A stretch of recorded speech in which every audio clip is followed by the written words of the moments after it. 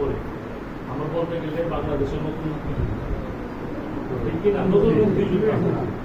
আমাদের পরিবার কি মুক্তিযোদ্ধা না? এখানে কে কে বাসায় ঘুমাইছে? কম বেশি হইলেও ঘর থেকে বাইরে গেছেন, অনেকে মামলা গেছেন, জেল কাটছেন। ঢুকছে কারা? পরিবার ঢুকছে। আমার স্ত্রী, আপনার স্ত্রী, আপনার মেয়ে, আপনার ছেলে আতঙ্কে রয়েছে 24 ঘন্টা যে কোন সময় পুলিশ আসে, কোন সময় ঘরে হামলা করে। তারা যদি মুক্তিযুদ্ধ না হয়, আমরা কি মুক্তিযুদ্ধ হইতে পারবো? তাহলে আমি বলি কি, প্রতিটা কেন্দ্র ওয়াইজ 21টা মহিলা লাগবে।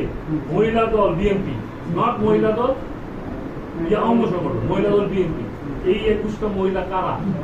আপনাদের স্ত্রী, আপনাদের বোন, আপনাদের মেয়ে, তারা তাদেরকে সদস্য করে। বই লাগে 10টা বই এনে দেওয়া হবে। সদস্য হবে না কেন বেশি? অবশ্যই সদস্য। আমার ফ্যামিলির সদস্য হবে না? আমার 4টা সন্তান, আমার স্ত্রী, আমরা 6 জন এখানে সদস্য হবই। বলুক আর না বলুক, তারা আমার থেকে বেশি কষ্ট করছে, তাদেরকে সদস্য বানাইতে হবে।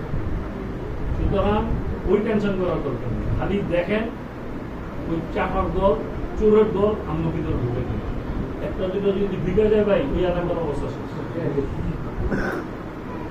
বহুত নির্যাতন করছে, বহুত কষ্ট দিচ্ছে। আমরা না আমাদের পরিবারকে ভয় দেখাইছে, বাচ্চাদেরকে বাড়িতে দেয় নাই, বাড়িতে নানা রকম ইত্যাদি মারছে। আমরা পরিবারের কাছে, সমাজের কাছে হয়ে গেছি না?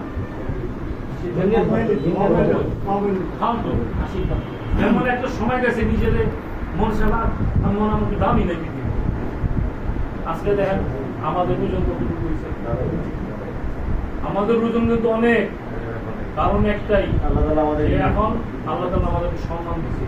এই সম্মানটা আমরা রক্ষা করি।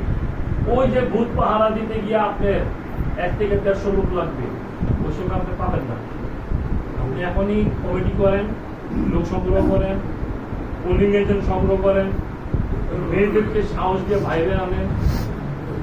আমি মনে করি শাহরি থানা যদি আপনারা এই পরিশ্রম করতে পারেন, একটা মডেল থানা হিসেবে আমরা প্রমাণ করতে পারবো।